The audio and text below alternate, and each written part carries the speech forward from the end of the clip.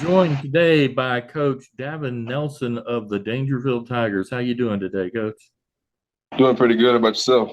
I am doing well. So, school year's just ended. Means you got to see your kids out there competing in all the other sports this spring, competing in other UIL competitions in the weight room. How'd the spring go in Dangerfield? It went great. We got to see a bunch of our young guys that are going to be replacing some of those guys that just graduated. Got to see some of them move around a little bit. Track season went okay for us. We got out of that pretty healthy, and I think that going into the summer they're pretty fired up.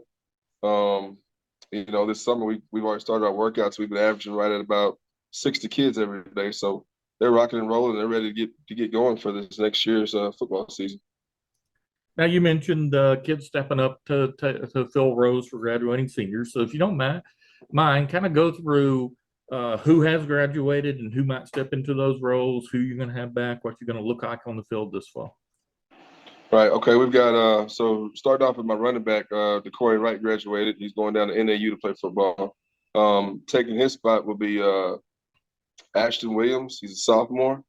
He's going to step in there for us. He's a little bit bigger kid, more physical. Very excited about what he's going to bring to the table for us. We had CJ Gilbert. He's gone. He's graduated. He's going to Concordia St. Paul in Minnesota to play football for them. And we've got another sophomore stepping in his shoes, Mason Williams. Tall kid. He's about 6'2", 165, 170 right now. Going to be a big target for our quarterback back there, and be able to stretch the field a little bit for us. Um, We've also got Kenny Mosley, going to be a junior this year. He played a little bit for us, some spot starting in different positions for us last year. But I think he's going to be one of the main guys for us this year. He's looked really good this offseason and going through some of the camps and the tours that he's been on already, trying to, get some offers. But he's looked really good this summer.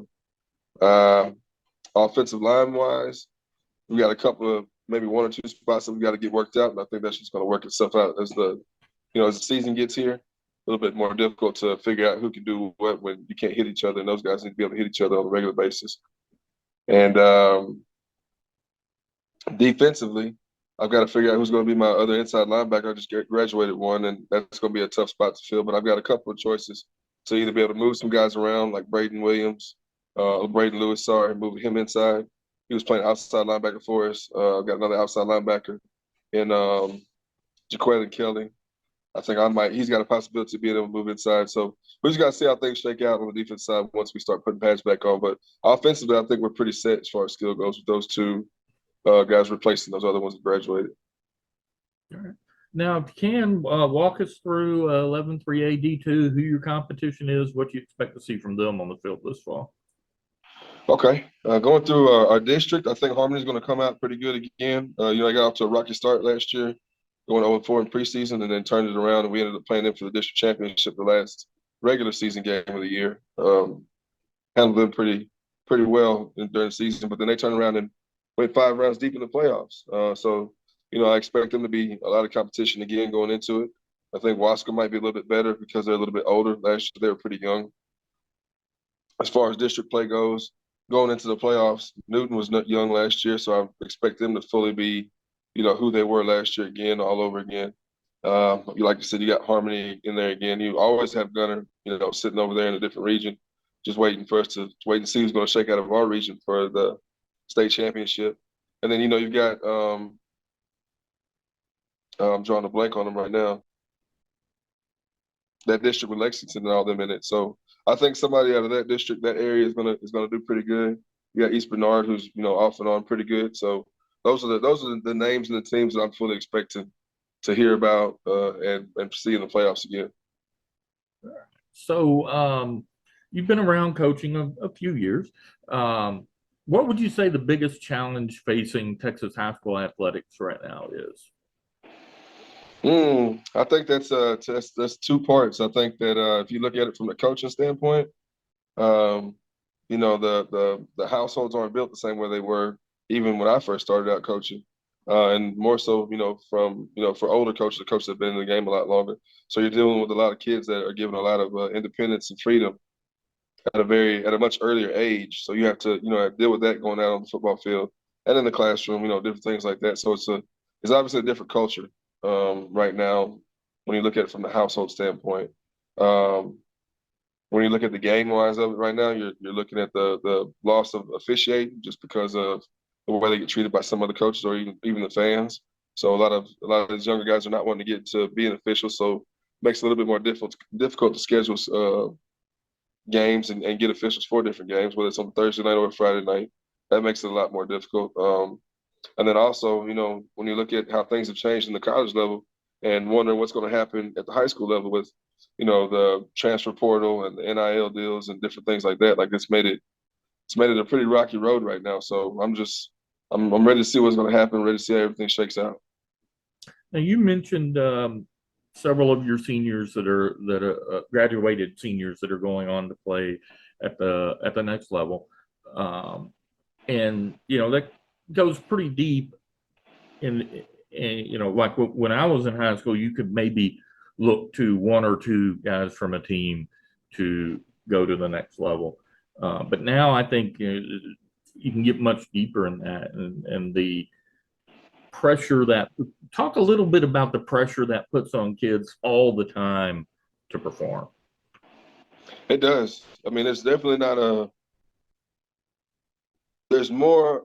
You get more kids that understand that it's not just what happens. When the clock turns on, they understand that they got to start working off the field also, and during practice, put in better practice. You don't get those guys that want to take practice off and show up for the game anymore, especially when they're in an area where they're expected to be able to go play at the next level. I think last year we graduated 5 that ended up going and playing for at the next level. 3 of them at an NAIA school, and 1 Division I and 1 Division II.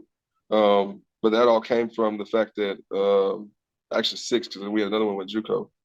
Came from the fact that with the expectation of being able to go out there, the ability to be able to exploit yourself a lot more through social media and be able to reach directly to some coaches, whether they're a school that you know very well, like one of the bigger D1s, or a school from Oregon that you never heard of, that's giving you an opportunity to be able to come out there just because you're able to reach out so much further.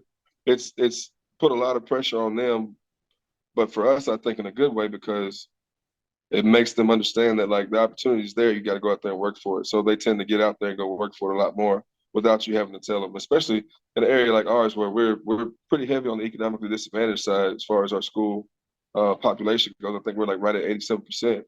And with those kids looking for an opportunity or a way out, understanding that there's a lot more ways out now that they do have access directly to those college coaches, but they still have to put the work in, and makes them get out there and do that. So that's benefited us for sure on our end.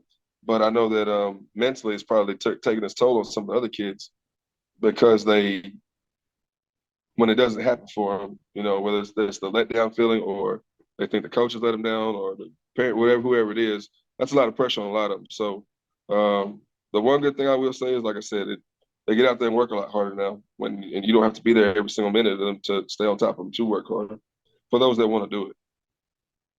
Now, there in Daingerfield, you have a very rich tradition. I'm sure you're reminded of the '83 team all the time, every 10 minutes or so. Mm-hmm. But it's a small community, in a community like that, the school plays a major role in the community, and the community plays a major role at school. Talk a little bit about the interaction between the school and the community there in Daingerfield. Well, I mean, it's like you said, it's a very rich tradition. Friday nights it's still one of those towns where everybody's trying to get out of the shop, close the shop and get to the game. With the ability to be able to broadcast now and be able to put those games on like YouTube and different platforms, a lot of people are able to stay at home a little bit more, especially some of your older community. So that's good for them to be able to see the games. But our community does a great job of coming out and supporting our young men. And when it's football season, it's football season, because they're already asking about T-shirts and when the Meet the Tigers is. You get schedules and tickets, and it's just a big buzz. You can feel the game day in Daingerfield for sure, just by waking up in the morning, and everybody you see is amped up for it. Whether you're stopping by to get a sausage biscuit from Hawkins, Texas, from Hawkins restaurant over there, yeah, they're rocking and rolling that morning too. So I mean, it's a huge deal with everyone, and they do a good job of coming to the pep rallies and supporting them there. It's just it's still a good old fashioned football town for sure. All right. So let's go from big picture to bring it down to small picture. Try and learn a little bit about Davin Nelson. So, Okay. what would you say your number one guilty pleasure is? My number one guilty pleasure? Oh, I really don't know because I'm not a big sweets guy. I'm not a big, I like to sneak away and do a little fishing and playing some golf. But that might be the only thing that I can think of that I'm going to get in trouble for if the wife finds out. All right. Well, thank you very much for your time today, Coach. Best of luck as you go through the summer and the upcoming 23 season. Thank you. I appreciate it. And for our viewers on YouTube, if you like this video, hit that like button. It helps with the YouTube algorithm and get this video in front of more eyes on YouTube. If you like what we're doing with these interviews, subscribe to the channel, turn on notifications, and then you'll never miss when we post a new video.